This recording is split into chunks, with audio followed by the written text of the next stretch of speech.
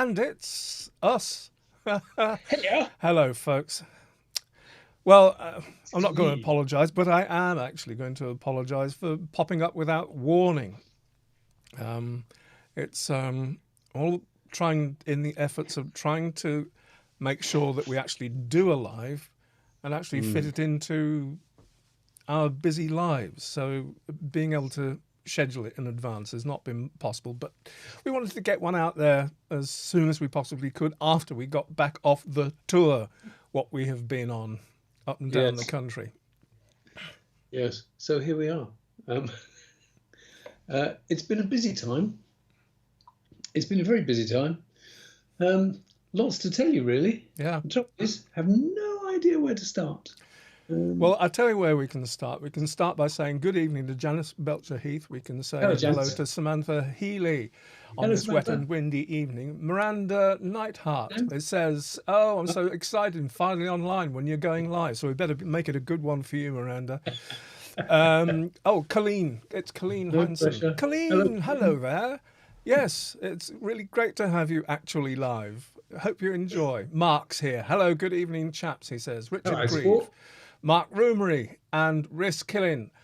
Good evening to you all. So glad you could join us. As I was saying, sorry it's all short notice. Well, no notice at all, actually. But of course, this will all be recorded if you want to, what anybody misses it and wants to watch it afterwards. So, Mr. Soskin, what are we going to talk about this evening? And I suppose the elephant is in the room is where we've been for the past 3 weeks. That is the elephant in the room. Well, I think you probably do all know that we've been all the way from Orkney down to Stonehenge. Mm-hmm. And do you know what? If we had been praying to the sun god for 30 years in advance, we could not have had better weather. That is true. We really couldn't. And if any of you have been watching the news tonight, with the flood warnings all the way across Britain and some of the extremely wet places, I think, good grief, we sailed a bit close to the wind on that one. Yeah, we were very lucky indeed. Amazing. But I think the important thing is we didn't just have an enjoyable tour and the people on the tour enjoyed it, is that it's an unusual thing to travel down right from Orkney to explore Orkney, Stennis, Brodgert, Tomb of the Eagles, Maze Howe, etc., and then have the experience of travelling right down the backbone of Britain, right down to Wiltshire.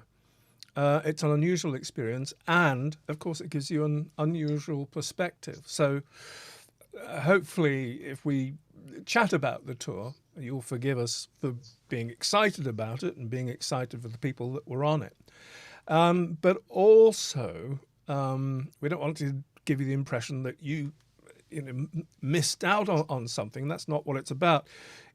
It's we've taken away a different perspective, I think, in many respects. I'll tell you one of the ancient heritage. Indeed, I'll tell you one of the things that really surprised me, bearing in mind that after we made Standing with Stones, however many years ago, because I keep saying 10 years and then realising it's more than 10 years, so we'll just have that as a ballpark figure. But the thing is, when we did that, and so there were a lot of the sites that we visited for the first time, and so, researching and writing and researching and writing and then rewriting when you find that the research is actually some of the stuff you've been reading is no. Mm-hmm. And so we had a story to tell. And going back to some of those places that we haven't been able to visit again in the interim, because let's face it, you just can't go everywhere. And seeing, number one, stuff that we'd missed because we knew what we wanted to talk about, and other stuff just yes. If we did notice it, we completely forgot about it. Yeah. There was a lot of that, and then also and I think a lot of that is to do with we've learned a lot in the interim, so we weren't so blinkered to our own agenda. Do you know what? I wouldn't do us down quite that quite much. I think that much. But we know more now than we did then. We absolutely do. Yeah. And also, I think it's because we've learnt so much over the years in between that our own pieces of jigsaw puzzle are fitting together that much more clearly. Yes. And so there's all sorts of stuff that apart from anything else that we've learnt about the people. I'll tell you one of the things that blew me away more than anything else was we went to the Wiltshire Museum in Devizes. Yes, we did. Which was we've been there before. That's in fact where we met our now good friend Kath Walker when she was doing her lecture there on axe heads and identity. But we hadn't really had a chance because of time. We hadn't really had a chance to absorb the museum in its entirety. And one of the things that just utterly blew me away was there's a bronze dagger in there with the pommel, the handle, is quite elaborately pinned, gold pins. Oh, and, yes. And one of these pins, they've actually got under a microscope so that you can see it more clearly. And each pin, they're gold. Mm-hmm. They're made of solid gold. Mm-hmm. Each pin is 2 millimeters long. I mean, it's tiny. It's it's smaller than a grain of rice. Just so exquisitely made with a little kind of pin head that is then tapped into this dagger's pommel. And can you remember how many thousand there were? I mean, there were just... I can't. Like tens of thousands of these it's things. ridiculous. Just look at the pretty. I would defy anybody to turn to an artisan, a technician, somebody that could repeat that today. Yeah, I'm sure they could, but where is? I could not believe. I mean, just tens of thousands of these teeny handmade gold pins. Astonishing, and it makes you completely reassess what you thought you knew. And that's not just you do need a microscope to see them. You do. I mean, obviously, when the pin's tapped in place, you can see it. I mean, but just to see them, what do you need in order to work on them? For goodness sakes, or to know Yeah, astonishing, absolutely astonishing. So all sorts of stuff like that. It just makes you appreciate. I'll tell you what. I've got a picture here of something else in the museum, and I'm showing now. It's the gold lozenge. Oh, yeah, that's a bit special. Yeah, and it's bigger than you think. Do you know what? I had seen lots of photographs of that gold lozenge, and I thought that it was about the size of a brooch. I guess that was what was in my head. I couldn't believe how big it was. You put that up, have you, Mike? I have, yes. It's blocking me out at the moment. You have the space. You have the space to yourself, because it's just occurred to me. I'm blocking you out now. It's just occurred to me. I've put this picture up, and expected Rupert to wax lyrical about it, and we can say what a beautiful thing it is, and there it is. You can see. We did mention it in one of the podcasts. The point is, yes, we can't wax lyrical about it because we haven't looked it up. We haven't actually done the study on this to be able to tell you where it came from and that kind of detail. Except that it's stone. It comes from Stonehenge. It comes from Stonehenge. I'll tell you, it's.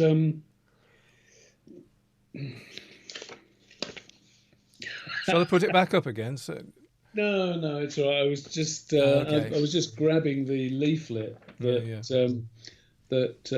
Nicola gave us. And I can tell you that the lozenge is in prehistoric Wiltshire, room 3 of the museum. I was hoping I could tell you more than that, really? But it's just a picture of the lozenge. Yeah. No, sorry, that was an early stage fail there on our part, getting ahead of ourselves, showing a picture of something that we actually knew nothing about. Hey, Ain't no change there then. I'll tell you what, though. Look, what I'm putting up now. I'm putting up your group photograph of us at Stonehenge. Mm-hmm. Yeah. Good day. The observant amongst you'll be wondering, wow, there's 2 Rupert Soskins. Yeah, there are. Yeah, I think he Do got, you know, I always wanted to do that at school and never could. yeah. So The other thing, apart from dear Kath, who's standing next to Rupert on the left-hand version of Rupert, Kath Walker, who wasn't on the tour, neither was Tim Darvill there, standing next to the right-hand Rupert Soskin. We were the youngest guys on this tour. we were. Yep. Apart from Kath, yes. Well, Kath wasn't on it. But okay. No, yeah. sorry, I apologise. That's what I'm saying. Yeah. Nevertheless, a jolly time was had by all, and what a privilege that was that morning. Anyway, more of that anon. Starting off in Orkney, did we take anything more away from that? Because there were some surprises, I think, on Orkney. Travelling through, visiting Brodka and Stennis, with a group of people, you get asked questions that, otherwise you probably wouldn't think you were going to get asked. And so, our brains were tested to a certain degree. But I think starting off in Brodka and working our way down through the country, what we tried to say to people is just memorize this place, because if we're talking about one particular aspect of Neolithic culture, and that is grooved ware starts in Orkney and gradually moves down the country. So, in effect, our tour would be following the migration of grooved ware culture from Orkney down through the country. Whether that you can marry that with megalithic building, I don't know. That's another story, I think, in terms of stone circles. But it's certain that Stennis itself is rated one of the oldest stone circles. Alongside, it has to be said, Castlerig. But which one came first? That's another matter. Yes, bearing in mind that Castlerig itself hasn't been officially dated in recent years with modern tech. So it would be lovely if all that was done. One of the things that kept on slapping me in the face as we were coming down, because, obviously Mike and I never stop researching the whole time. We want to make sure that we are, as far as possible, giving people the latest information and blah, blah, blah, blah, blah. Constantly shocked at actually how little is genuinely known. And I mean known. There's all sorts of stuff that's kind of woven together because, we know that, so we think this. The amount of stuff that we absolutely know for certain, tiny. And if you just leave that door open, then there are so many possibilities that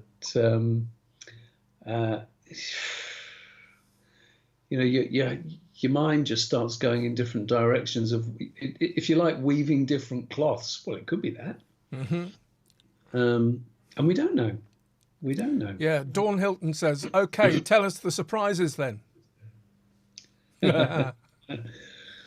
Well, I think... Oh, well, do you know, if we're on, just while we're on Orkney, one surprise, I didn't know there was a tomb of the otters. No, we didn't know, did we? We went to the Tomb of the Eagles, and we booked to go to the Tomb of the Eagles. But barely half a mile from the Tomb of the Eagles is a bistro restaurant, which is essentially on its own in a glass box which was built for something else. There's a lovely little bistro with a fantastic view over the sea to mainland Scotland, and it's only half a mile from the Tomb of the Eagles. Underneath this bistro called the Skerry's Bistro. In the cliffs just below it is a Neolithic tomb. Yeah. Which is now called the Tomb of the Otters because otters got in there, or, were some otter bones actually buried there? I don't know. Oh, no, not at all. The only reason it's called the Tomb of the Otters is completely unlike the Tomb of the Eagles that was called that because birds were interred there. No, it's called the Tomb of the Otters just because there was a lot of otter crap in there. Basically, the otters were getting in there and actually living in there. But no, there were no kind of cult burials. Yeah, but it sounds like we're diminishing it, but there's it's yet to be fully excavated, and it promises a lot.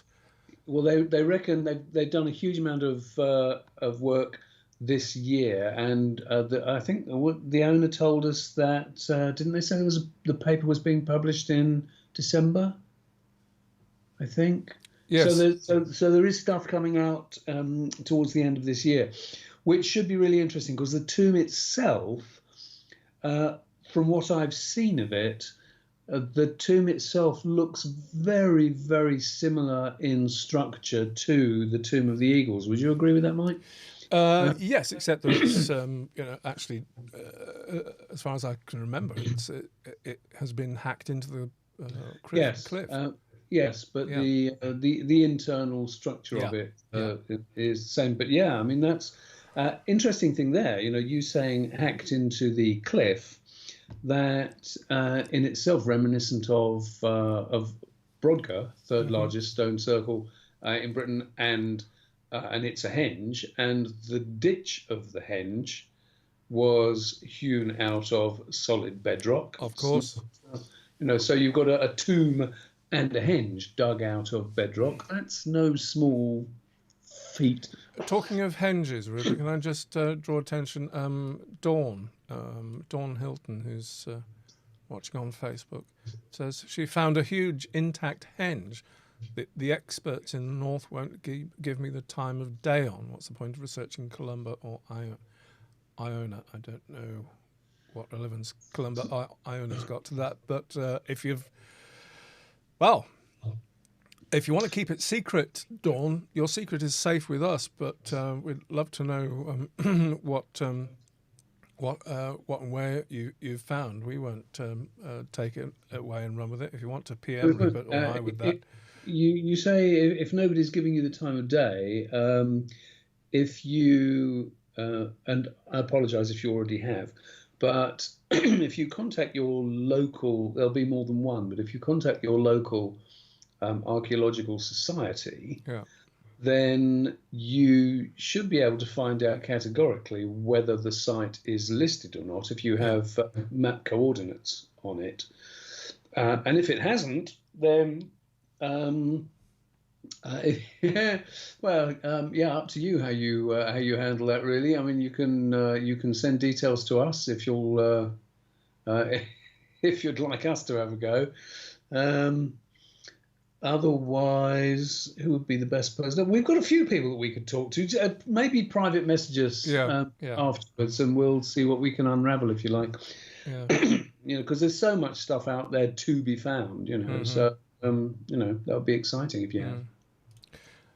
We thought we'd found a henge via the gifts of Google Earth. We had a nice day out. Had a nice day out looking for it, but we couldn't honestly hand on heart say it was not a henge. A henge, yeah. No, it wasn't.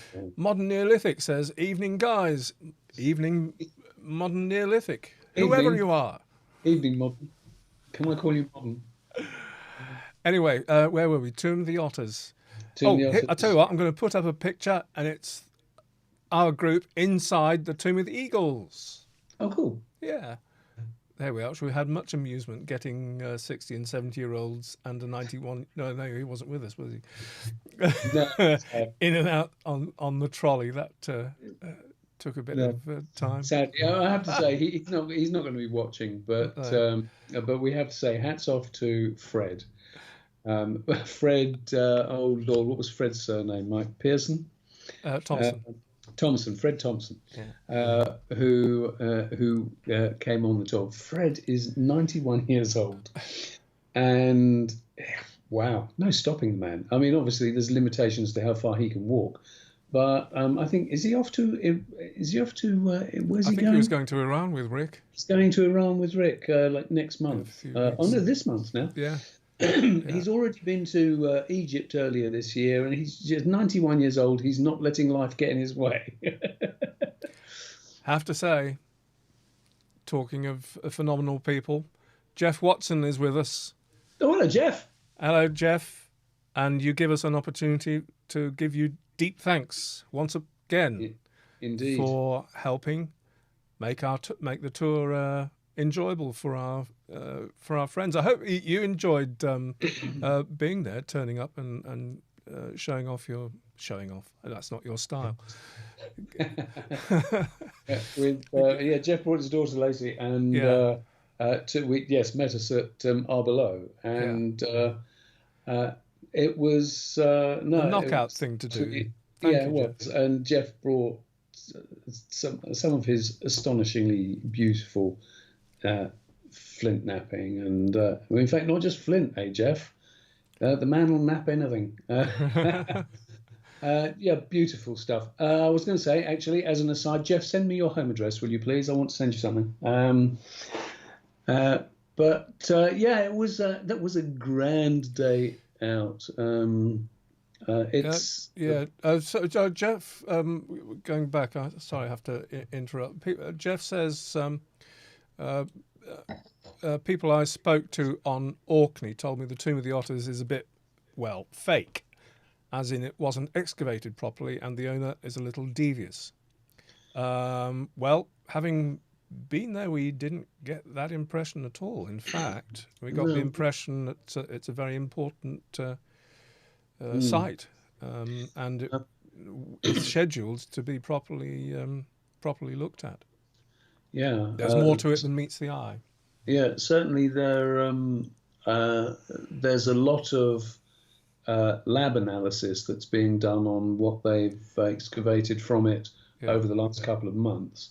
So watch this space, I guess. We can only tell you what they said to us. So if a scientific paper is coming out in December, rest assured we will be waiting to get our fingers on it. The thing is, realistically, there's no reason for a moment to suppose that there shouldn't be actually quite a few more of these kinds of tombs on the Orkneys. I mean, whether it's so that was on South Romsey, but throughout the Orkneys, there should still be quite a few to be found. So masses. Well, like I was saying, I mean, I don't know if I mentioned it on a live or whether it was in one of the podcasts, but the geophys for the Cairnsbroch on Orkney, which I was digging on, just happens to include a Neolithic settlement. It's completely unexcavated, apart from a few boreholes, but it's there. You can see it in the geophys. It could be another Skara Brae under there. This is the ridiculous thing about Orkney.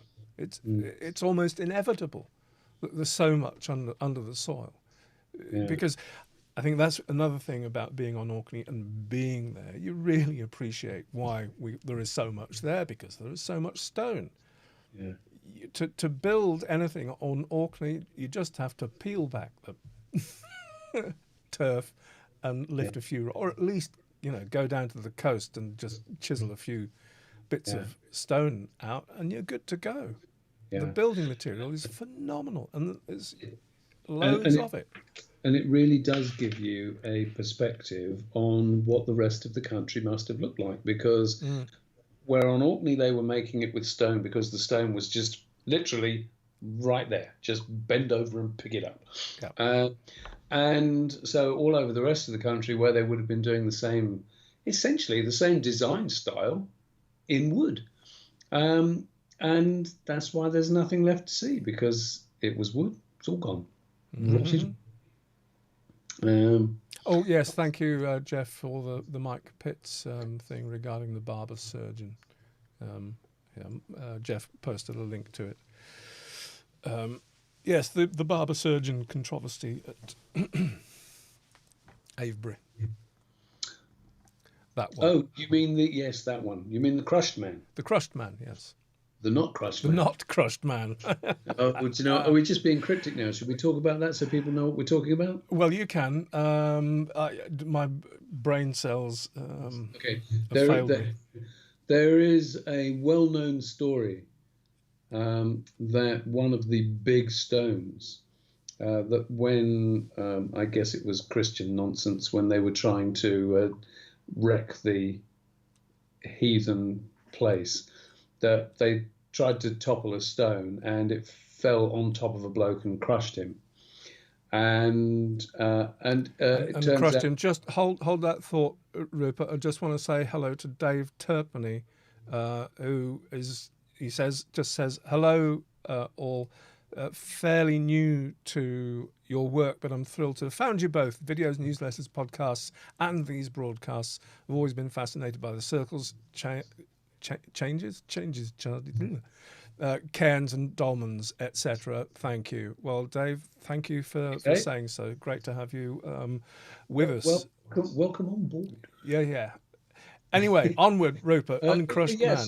So crushed man, and it turns out this is a complete myth, and it's Mike Pitts who unravelled this. Apparently, that in actual fact, the way the stone fell, well, there was a cavity underneath it, and actually, it appears that this bloke was buried into that cavity. His skeleton was not crushed at all. And I think if a 40 or 50 ton lump of stone had actually fallen on top of somebody, it would probably have made quite a mess, at least of his rib cage. But no, he was actually intact. So it's a myth. It's wonderful, though, isn't it? It's like so many of the myths. Somebody, you can invent a story about somebody doing something bad, and he got punished for it.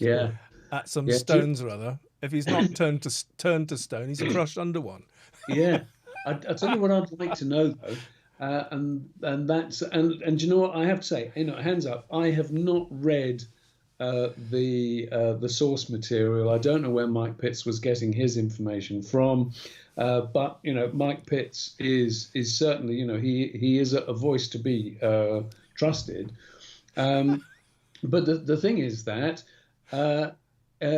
Has that skeleton been tested and dated? Because the stones were toppled in the 16th century, was it? Something like, yeah. Okay, so they're not prehistoric, which means that if this bloke was buried underneath, what kind of macabre story do we have here?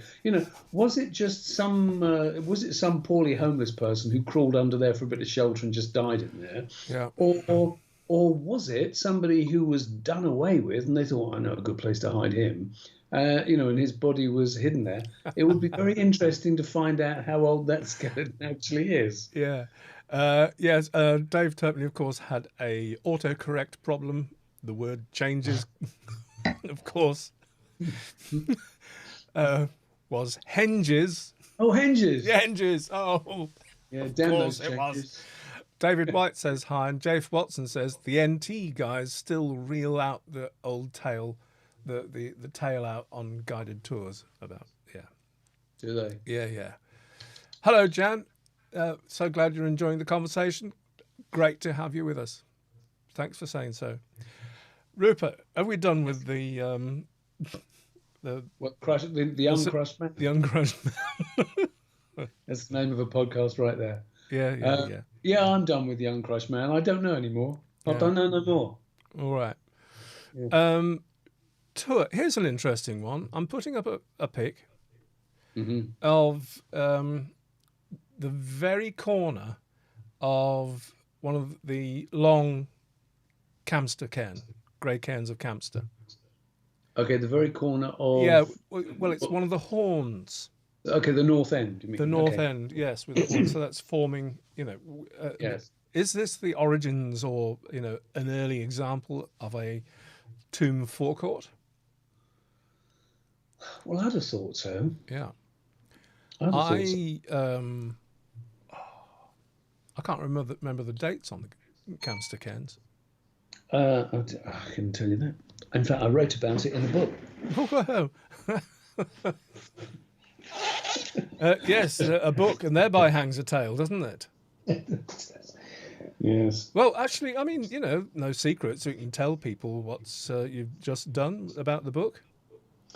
Well, it's out of print in England, so I'm reclaiming the rights from Thames and Hudson because it's one of those. Obviously, it's an expensive book to print, and if they aren't interested in just doing a reprint, then there's a chunk of the photography that I'd like to redo anyway. So I'm just reclaiming the rights. And no, wrong book. That's the wrong book. Yeah, Aubrey Bott, he's good too. He's good too. But you know what? Whose side are you on? Just holding it up so people know that it does actually exist and you're not pretending. The interesting thing about do you know what? I didn't actually put a date in it. It does actually have content, The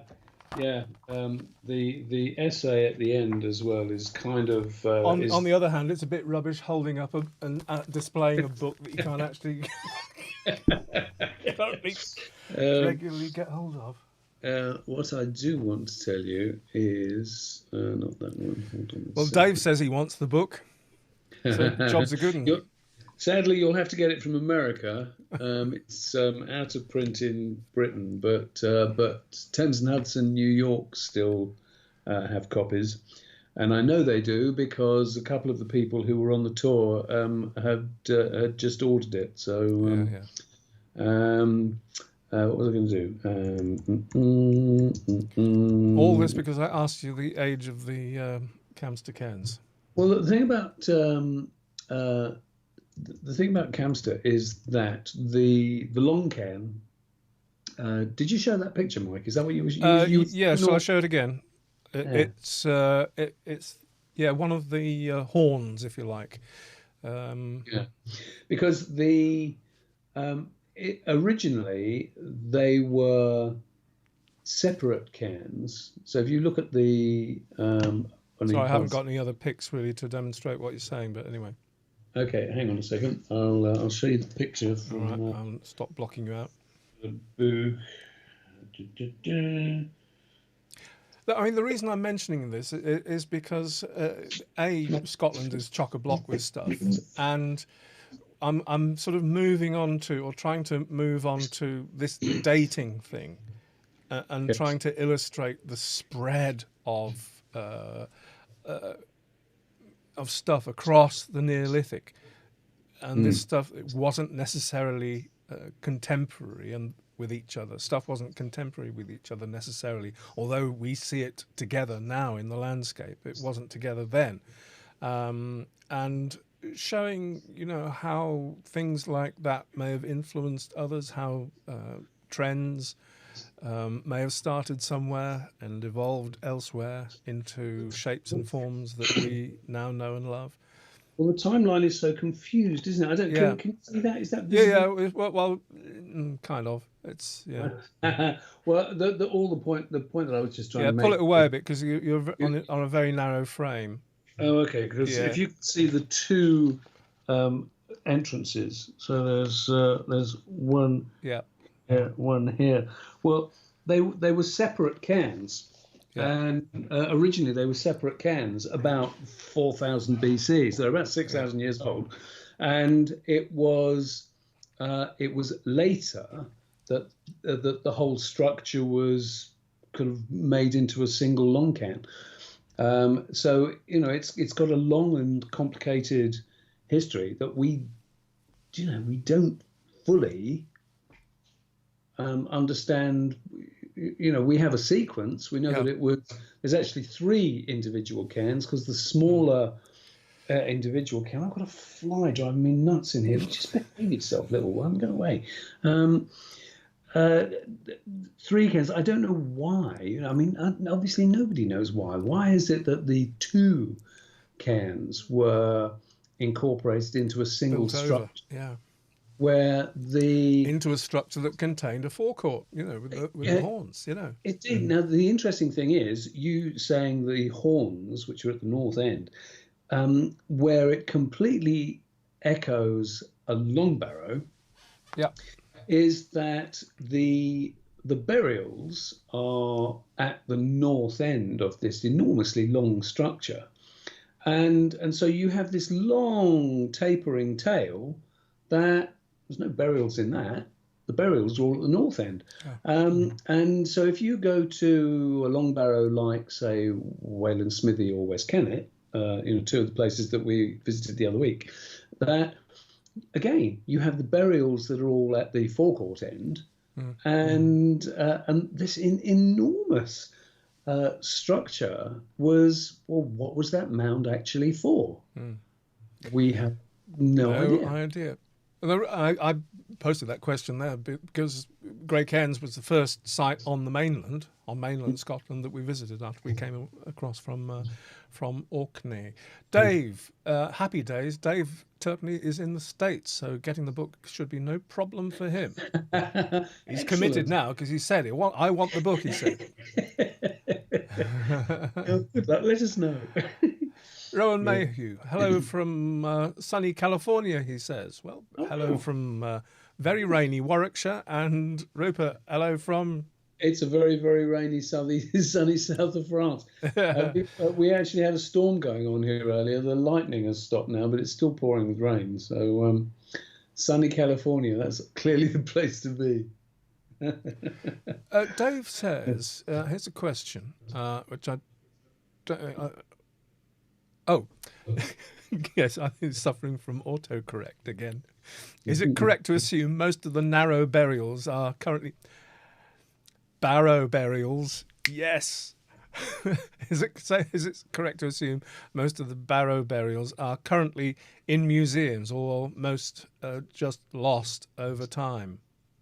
Do you mean the contents of the burials, I presume? Yes, I presume that's what Dave means. And I think the answer is yes, it is fairly safe to assume, because if they weren't subject to outright treasure hunter robbery during the late 19th century, then any artifacts and any I can't think of an extant that's still visible in the landscape, a barrow that hasn't been robbed or excavated properly. No, not a barrow. Just any time somebody talks about an unexcavated site, then Maeve's Cairn in Sligo haunts my dreams.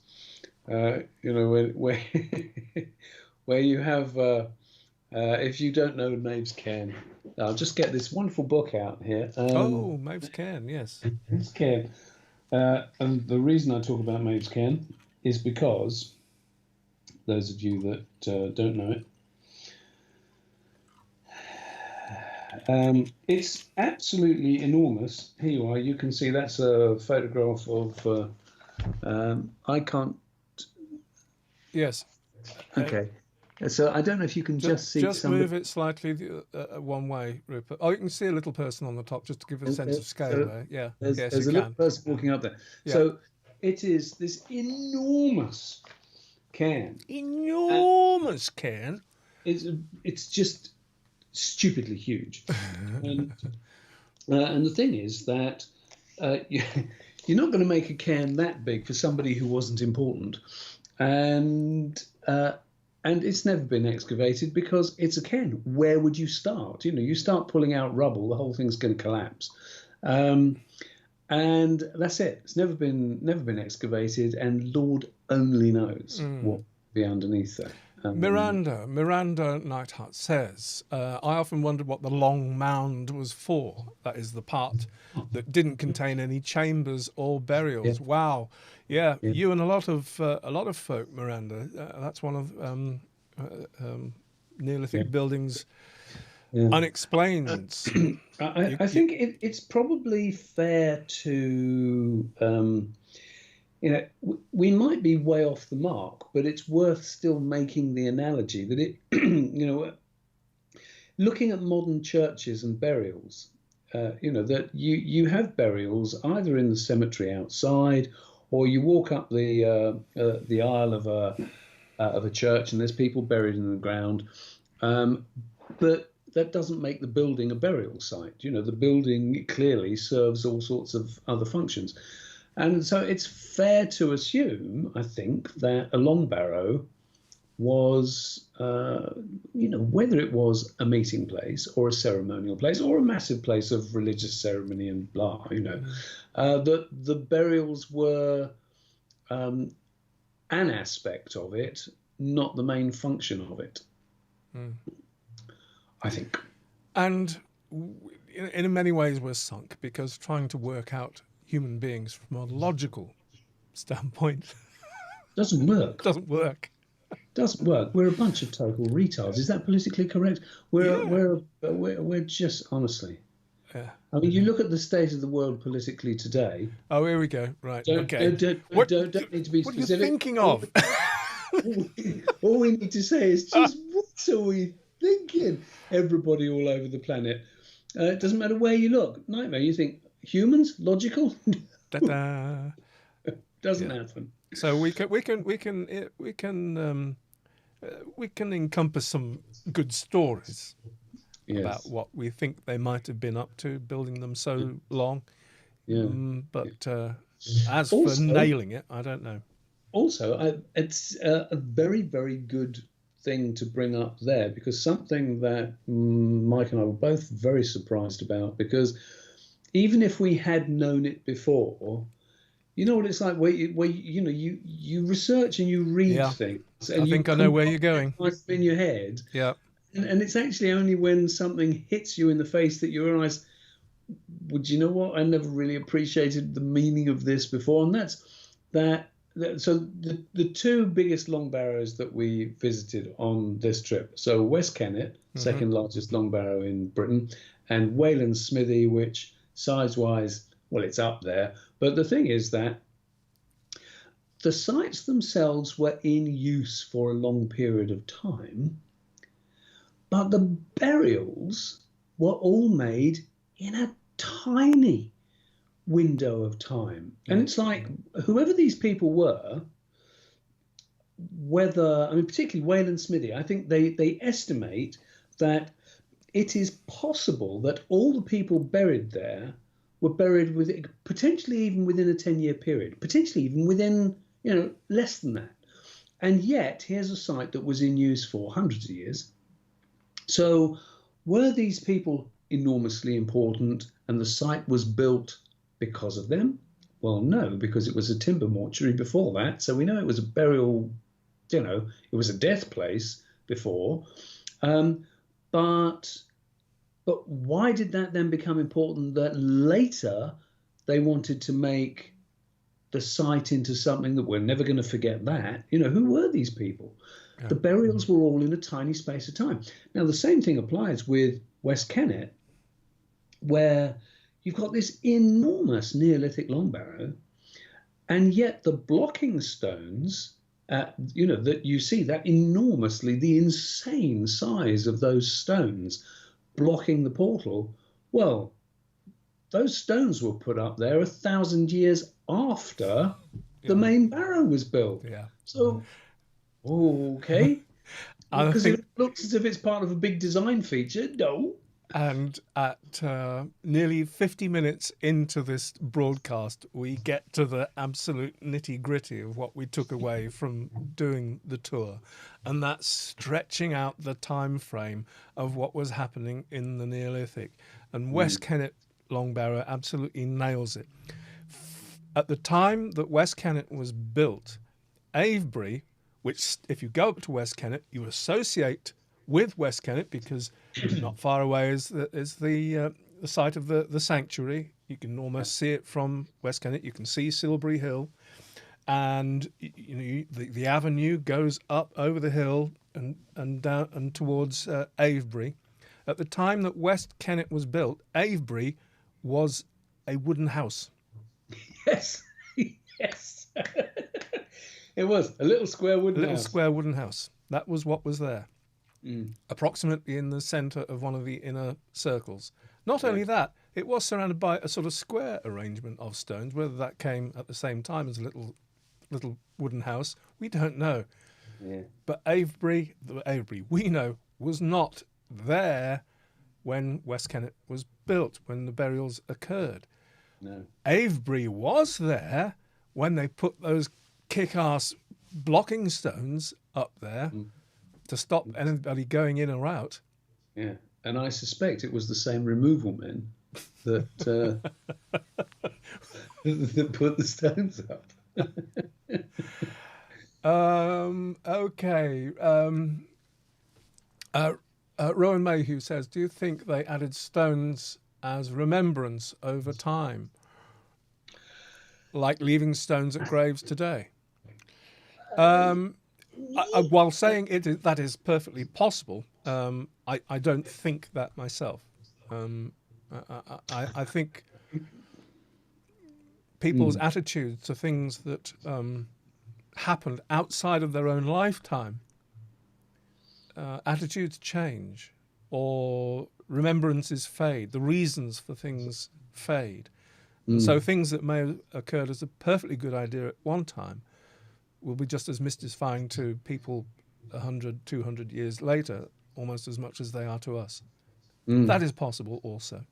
That's all I'm saying. That's true. It also, I think if you look at a lot of the sites, take any stone circle really, that you can see that it was conceived as a stone circle. There would be little point in adding one stone at a time if, particularly if it's at one of the sites that is a lunar calendar, if you like. It was designed as this thing.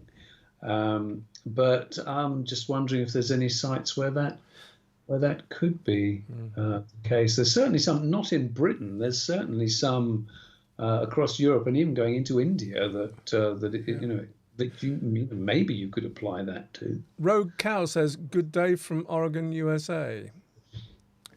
Good day from Diana Oregon. Young says, "Hello from Southern Alabama, US of A." Hey. Good grief! Well, welcome all you folks from across the pond. Yeah. Good news. Well, yeah, that's exciting. And it was yes, all our tour members, I have to say, were also from the US, and several from Oregon. Indeed, several from Oregon. Well, not surprising really when the tour was put together by Rick Pettigrew of the Archaeology Channel. Yeah. In Oregon. Anyway, getting back to the stretch of time. I don't know how to describe it. We're talking about a stretch of 1,000 years, and we tend to collapse everything together because we can see it now all together in the landscape, and it wasn't necessarily there. And that is going to be the topic for our next podcast in a few days' time. It is indeed, and one of the things that is, it's worth making the point, and it's something that we are exploring. I've said a lot of times in the past that I'm interested in the evolution of man, the development of man. I'm not interested in the foibles of men. So where you can have, just something that appears to be mysterious, but it's just because one person had a slightly perverse way of dealing with things, and when you start stretching out this timeline, as Mike is saying, that because we know so little, we compartmentalize stuff into, we talk about the Neolithic and we talk about the Bronze Age, almost flippantly, without really saying, well, what I just said in less than a second is actually 5,000 years or whatever. And you realize quite how much capacity there is within that time band for the foibles of many, many, many people. So we see something anomalous and we think of it as something mysterious, but it might just be because one person said, no, we're doing that one like this here because I fancy that. And it might be no more than that. We really don't know. So, Yeah. so we have to be very careful about kind of reading significance into something where it really might not Yeah. belong. And so often these things, as we know nowadays, in our time, the kernel, the seed for so much change in a moment can be simple personality. Yeah. One man, we're one personality, one kick-ass personality Damn you, Stokely! with an idea can change stuff so that we 5,000 years later can look back thinking it was a global thing. Yes, it may have spread Yeah. to appear global, but the instance, you can look to it. This is why it's so it's so easy to make up stories, and why we'll absolutely never know the truth. But it forcing us to look at these things must bring up the possibility that these things don't just arise out of some kind of collective understanding. It's most likely they arise out of the megalithomania of one man. Yeah. Yeah. Yes. It's very sobering, really, when you're kind of faced with something that always seemed Or so woman. Or woman. indeed, Wow. or woman, and Yeah. I would just so love that to be the case, for so many reasons. But I'm having a senior moment. No change there then. I was going to say something else about the Wiltshire Museum. What was it? Oh, the Jadeite Axe. Ah. Right. There is a Jadeite axe. I don't have a photograph. No. Never mind. Those of you that have been following the podcasts for a while may remember we, particularly if you look at our page notes on the website, that we did something. We mentioned the Jadeite axes that were found in Britain. In fact, they're in Scotland, and they came from the Italian Alps. And these are beautifully polished axe heads, genuinely stunning. But there's one in the Wiltshire Museum, was found in Wiltshire. It's another one from the Italian Alps. And it is so finely polished. It looks as if someone's painted it with nail polish. It is So glossy. so brilliantly polished. And they reckon that took 1,000 hours just to polish it to that high kind of mirror finish. 1,000 hours. And here's the crazy thing: it's a beautiful axe head with a with a very finely ground curved cutting edge, which has a large chip in it. Right. Well, that large chip happened in the early 20th century when the woman who owned it, I think she was annoyed with her husband or something. We were being told. I can't remember. But anyway, I seem to remember that it was that she was annoyed that it wasn't performing very well as a letter opener, as an envelope opener. Is that what it was? And she threw it out the window. Yeah.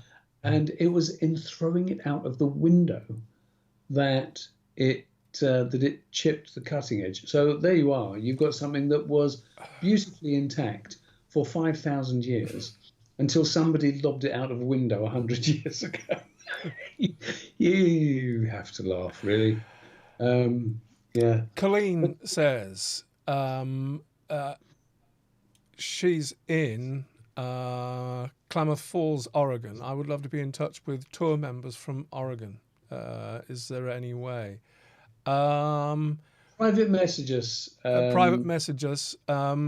As keepers of data, I'm not sure that we would be totally legal if we gave out Well, okay, I'll tell you. emails unsolicited or contact What details you certainly unsolicited. can do is if you go to the Archaeology Channel website, Yeah.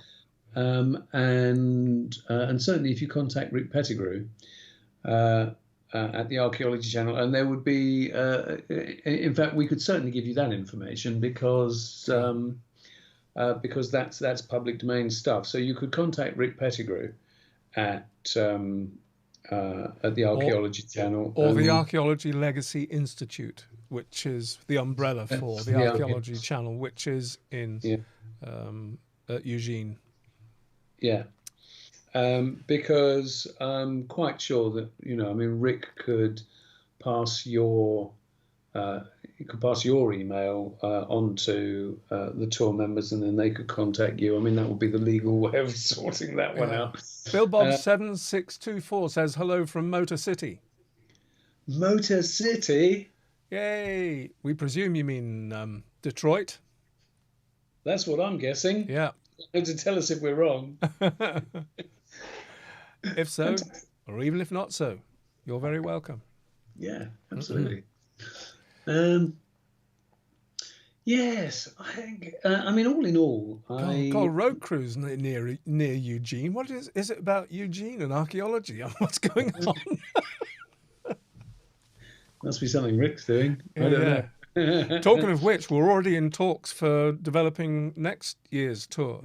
Yes, we are. It's going to happen. Going to happen again. Yeah, it was very good. I have to say, yes. I have never before this trip. I have never been in amongst the stones at Stonehenge. It was a first for me, and I've been to Stonehenge lots of times.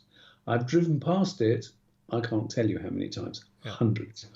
And I was not prepared. I was actually quite emotional, actually. Oh, yeah. I was both were prepared. We both were. For the immensity of that site. Can I share your photograph, which was taken not long after dawn? It's the one with Linda in it.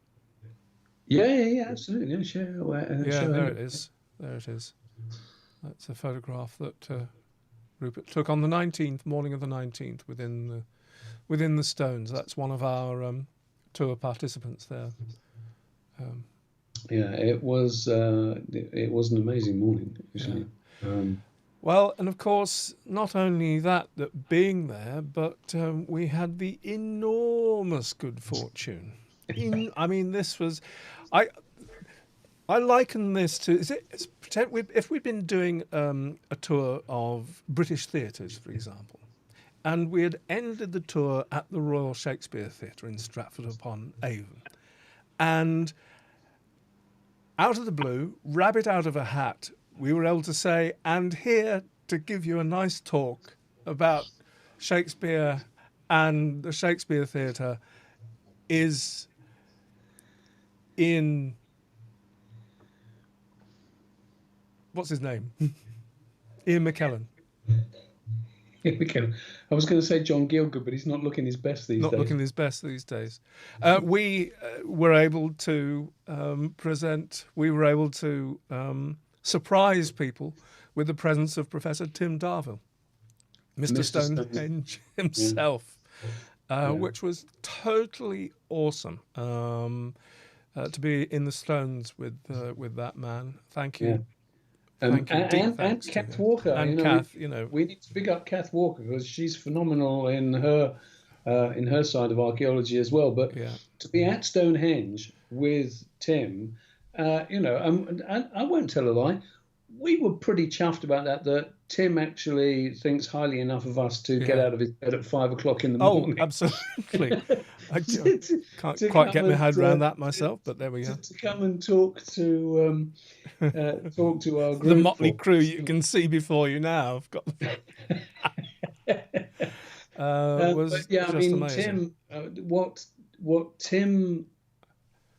It's not just what he knows; it's his ability to communicate it succinctly. Yeah, is pretty damned impressive, actually. Yeah, it was a fabulous morning. Yeah, you pinch me, as a Yeah. person of pinch me.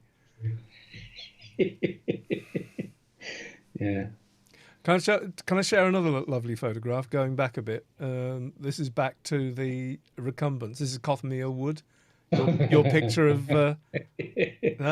That's funny. Us and all the tour members at Cothamere Wood. That is a Yeah. special site, That is a special site. I think in Oh, any weather. If you're ever up in Aberdeenshire, seek Cothamere Wood out. yeah. Obviously, it's not quite the way it was when the stones were built up, and this is so often the case with so many of our ancient sites that they take on a personality and a character because woods may have been planted, grown up around them. Mm. The environs give it a particular aesthetic that Mm. kicks off something for us now in this moment in the 21st century that wouldn't necessarily have been pertained 5,000 or whatever it was years ago. Yeah. Yeah. Do you know what? I had a pretty stupid realization moment only very recently because we've been to the recumbents.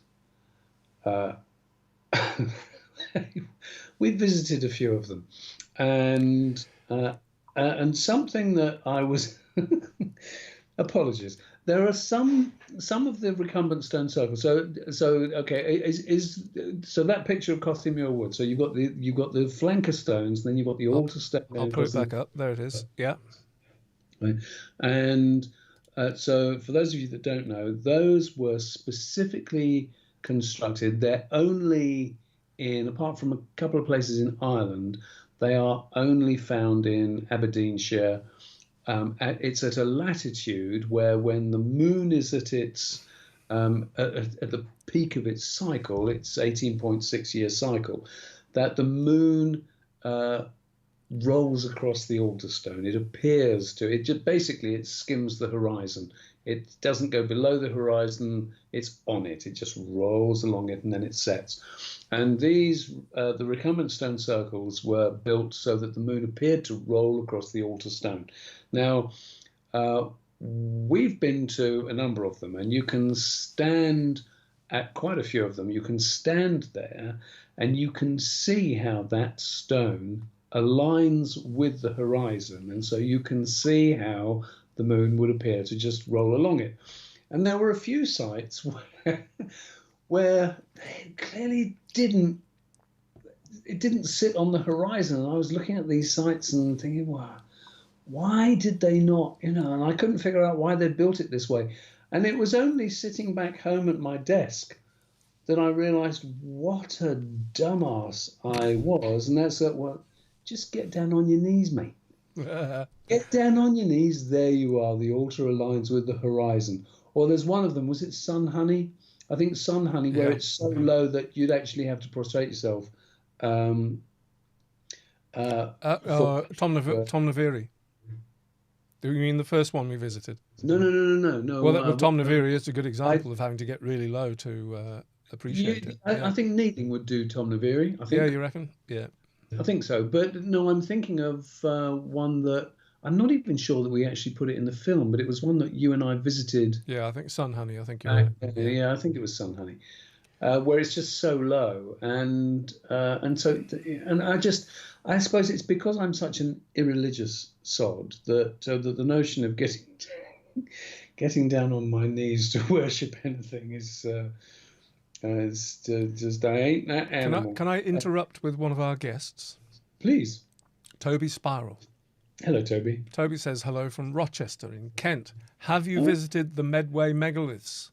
Well, yes, we have. Got some really great sites here. Absolutely, yes, yes, we have. There's 1, 2, 3 of them in the film. Most particularly the chestnuts is probably the most impressive. Being in a back garden. Do you know what? I mean, you're going to start me off on one again. Oh, no. Well, it's another one of those things of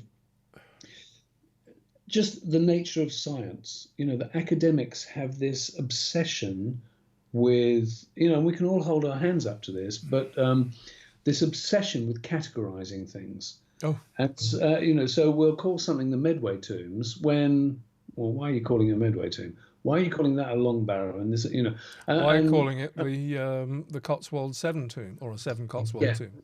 yes, where It's not because they're in the Cotswolds or near the 7. no, no, Because it's just Tinkinswood is a Cotswold 7. exactly, and that's in Wales. Yeah, that's in Wales. We just have this kind of almost, it's not arbitrary, but it might as well be. There's nomenclature that somebody coined it whenever, and it just causes a confusion, really. And it's a bit like if you look at barrows, or do you want to call it a cairn? But if you look at, and do you know what? I have a wonderful book, which it's on the shelf somewhere. Caroline Malone's book of Neolithic Britain, brilliant book, and Caroline puts in there. There's a whole list of different types of barrow. There's bell barrows and saucer barrows and all the rest of it. And I can't help looking at these things. And this is nothing, this is not Caroline's categorization. She's showing you what the categories are.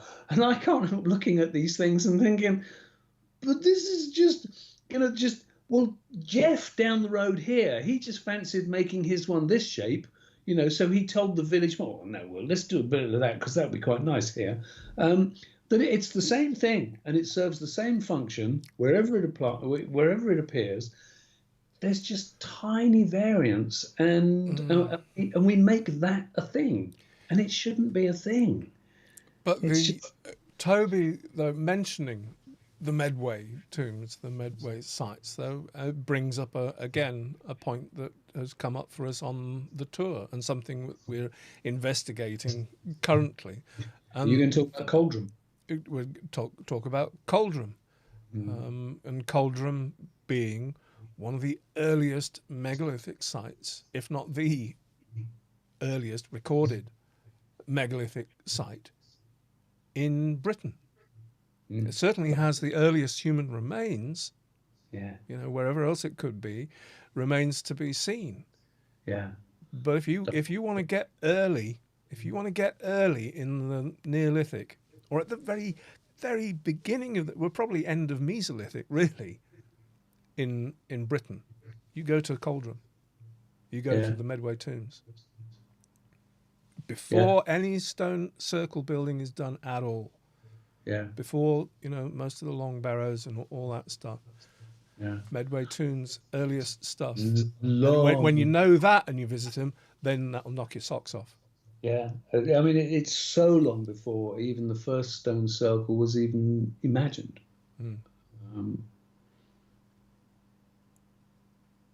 Have you frozen? No, I haven't. No, you haven't. Your brain has, though. It's just it's a tumbleweed moment when you think that we put these things in a bucket. These megalithic. We talk about megalithic culture, and yet we're talking about the difference in time between now and the birth of the Roman Empire. And that's what we're talking about, and we just put it all in one bucket. It's madness. Yeah. So I'm just scanning back through the comments and the word road crew, Diana, Toby. That sounds great. Toby Smile says hi. One in Tennessee.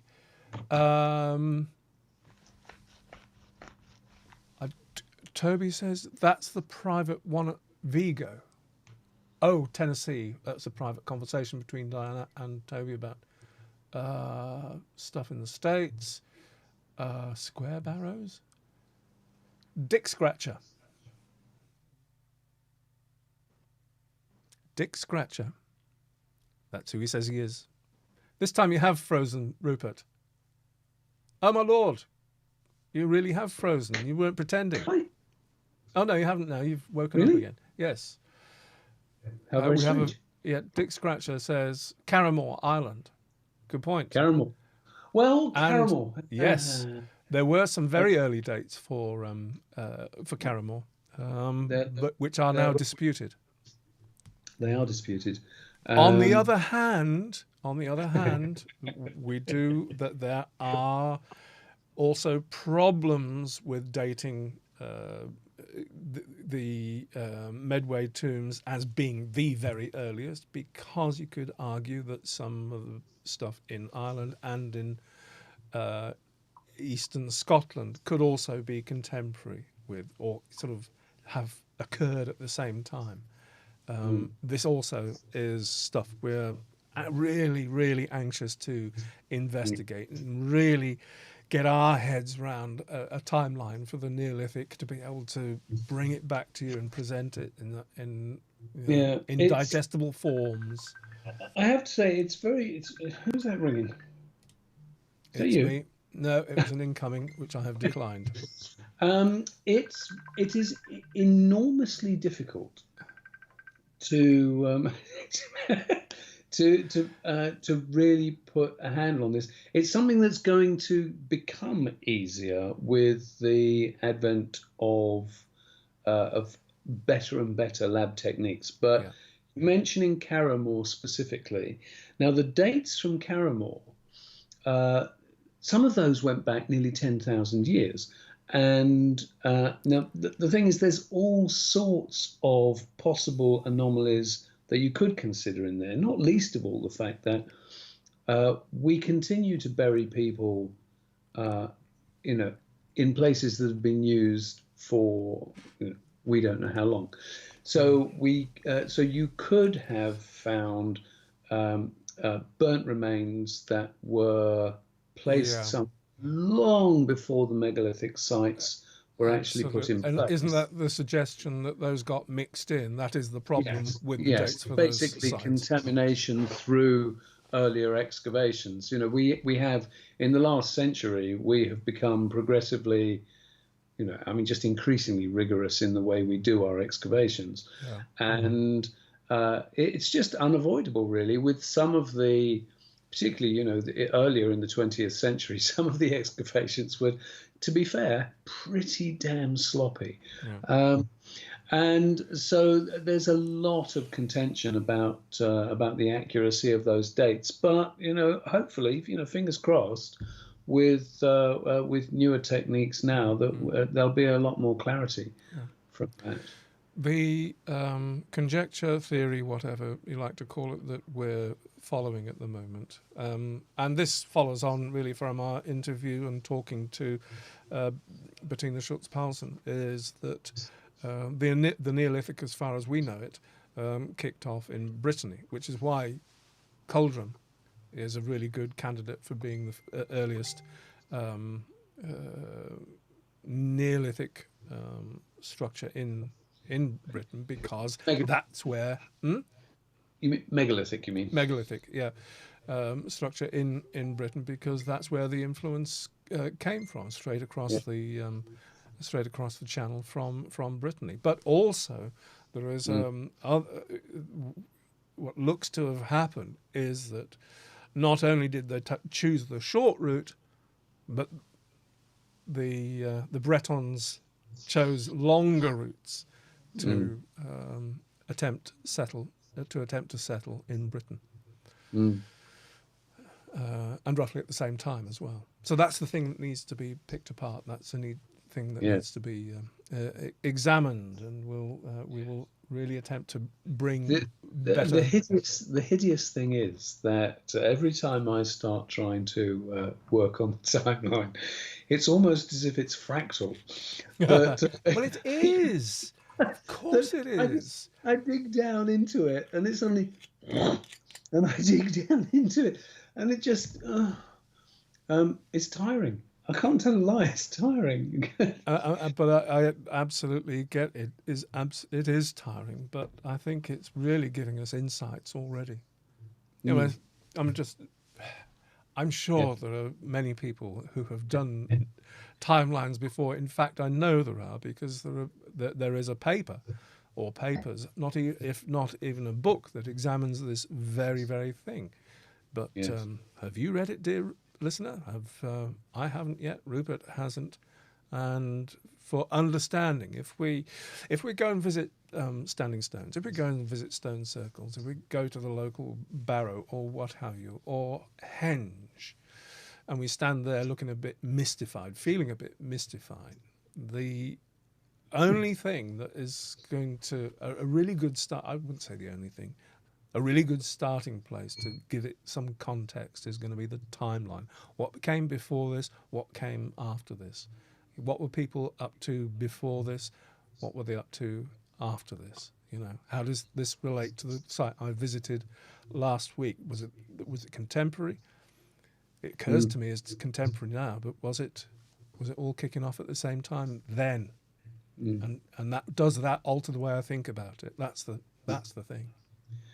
Yeah, and of course the other thing that you need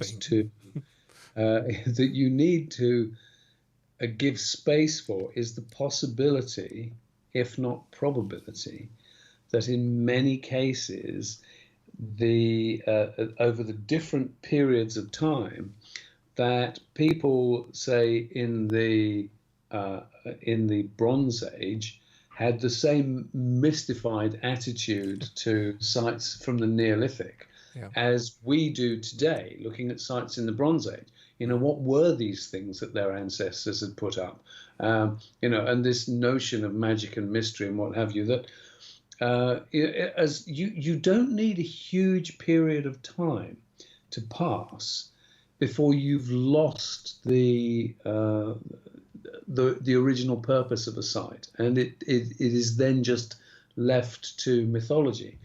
And I think we see that more and more, really, when you get a confusion in the timeline of this change of usage. So take, for example, a long barrow where the burials are, well, when was the place built and when were these burials? It's just sometimes the discrepancy is so vast that you have to wonder, is this just a nonsense? There was one site we went to. It was one of the recumbents. I think it was Tomnaveri, actually, where there's a medieval burial in the middle of it, or there was a medieval burial in the middle of it. I think you may be right. Yeah. So there you are. You've got a Neolithic site. With medieval burial in the middle of it. With a medieval burial in the middle. Barely 200 yards away, a nuclear bunker. That is true too. Yes. Yeah, nuclear bunker. We were so impressed with that. And what are fast archaeologists going to make of that in fast forward 4,000 another years? 2,000 years, figure that out. But there's the thing that if somebody thought in this medieval burial, if somebody thought in the, I don't know what year it was, I don't remember, but you can see what we're saying, really, that they obviously thought that this was a place of burial when, well, we know it was a lunar calendar. There's certainly no signs of burial apart from that, but these people thought that it was a place of burial in the Middle Ages. So that kind of illustrates the point, really, that we give things the meaning that we want, don't we? Really, one way or another. Yeah. Dick Scratcher says, nice early Neolithic structure in Torquay, Broadsands car park. Very early date. Has it got a name, Dick? I'm sure that's not your real name. If so, commiserations. Broadsands car park. Says, maybe a long barrow, it says. Question, and this will have to be the last one, I think, but good question. It's hot past, yeah. Yes, indeed. Overly Goofy Dad asks, while the Celts and Druids weren't contemporary with the building of the sites, what is known of their attitudes towards and or use of Neolithic sites? We've kind of sort of gone there, haven't we, really? We're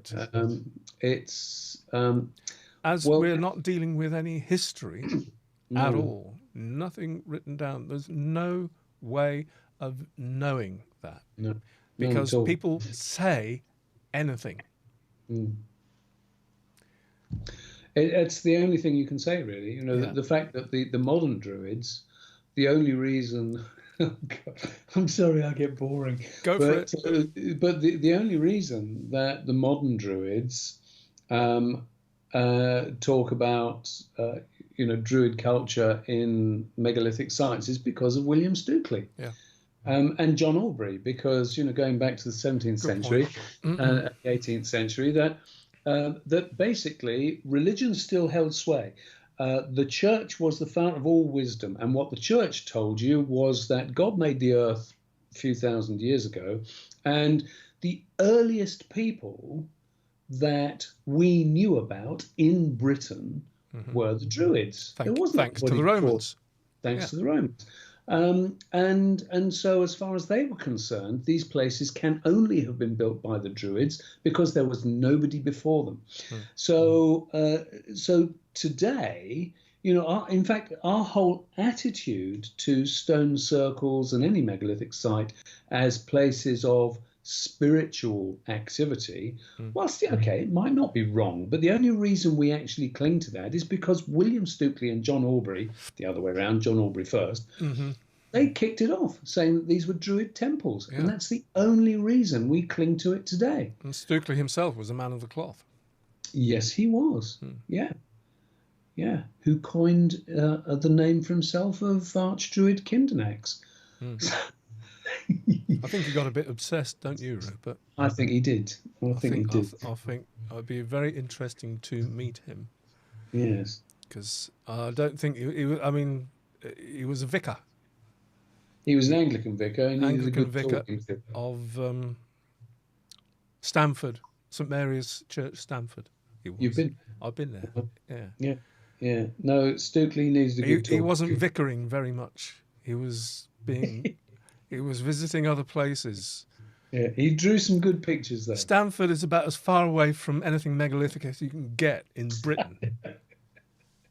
well, at least how much time you actually spent in St Mary's, Stamford, heaven only knows, to get all those drawings and writings. I tell you what, I have a strong suspicion that he had an ego the size of a planet.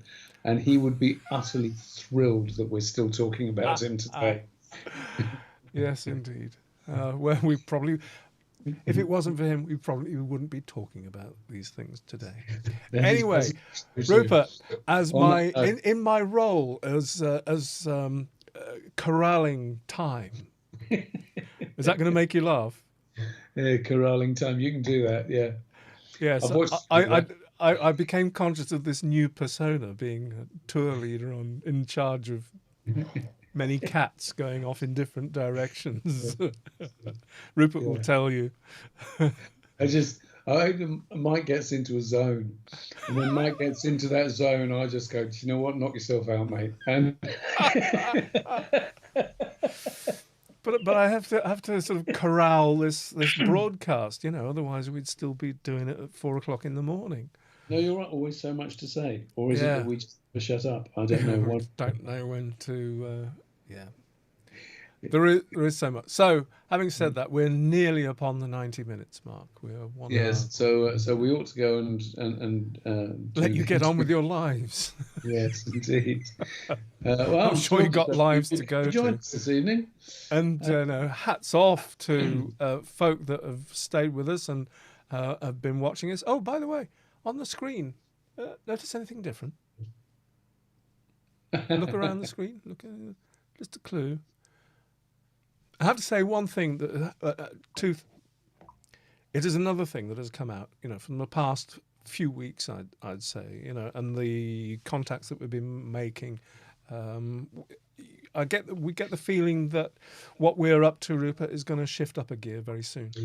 It is. It is. It's just, without aggrandizing ourselves, we're beginning to be taken a bit more seriously.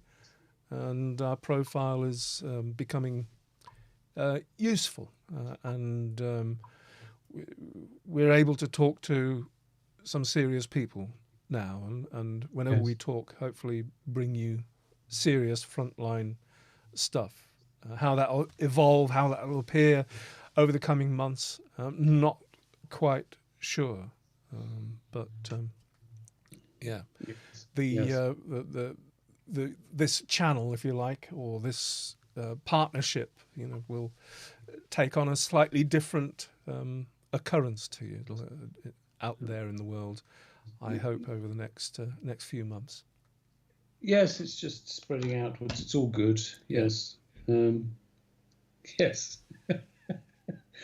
Unnecessarily cryptic. No, we'll get there by degrees. We'll get there.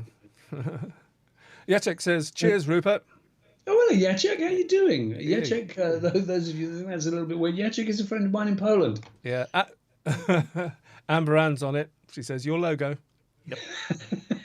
That's a clue. Yeah, That's a clue. That's one. Well, with that, I think we should wrap up, Rupert. I think we should.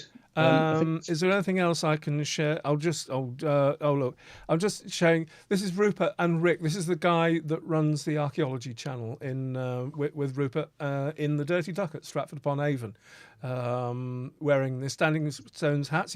He wears it very well. Was that in the Dirty Duck, that photograph? Yes, that's on the balcony, the Dirty Duck on Riverside, with the Avon just behind. You can see the willows there. Looking at the back of my head, or is that a different No, it's you smiling at Rick. No, really? It's a completely different photograph. Not the black and white one you're thinking of. Yeah, no, it's got pints in front of us. Excellent. Every picture tells a story. Yeah. It does, yes. What's this one?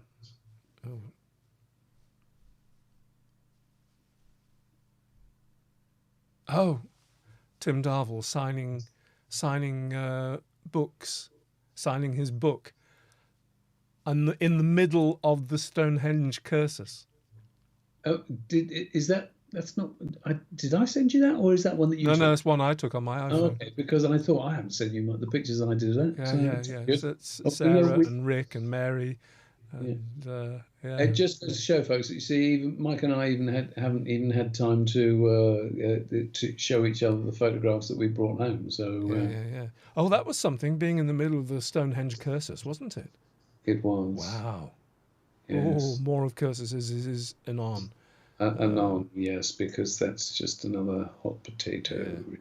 And that I'm showing now is a photograph of the entire group on the very first night we met in the Air Hotel. Hence, Rick is not there because he was delayed. Slightly delayed. Yes. Yeah. Anyway, there we go. That's it. That's all I've got to share right now. There will be more. Yes. So watch this space. We'll get our act together a bit better. As time goes on, we hope. We've been a bit random, shall we say. I think we've been a bit random, popping up here and there. So thank you for bearing with us. Thank you for your patience. Thank you for your understanding. And those of you who have stayed with us for this 90 minutes, well, wow. Well done. That's off to you. Well done. That's stamina, yes. Yeah. Well, all best to all of you. And, hopefully see you next time. Yeah. All right, folks. That's it for now. Ta-ra. Bye-bye. Take care. See you. Bye.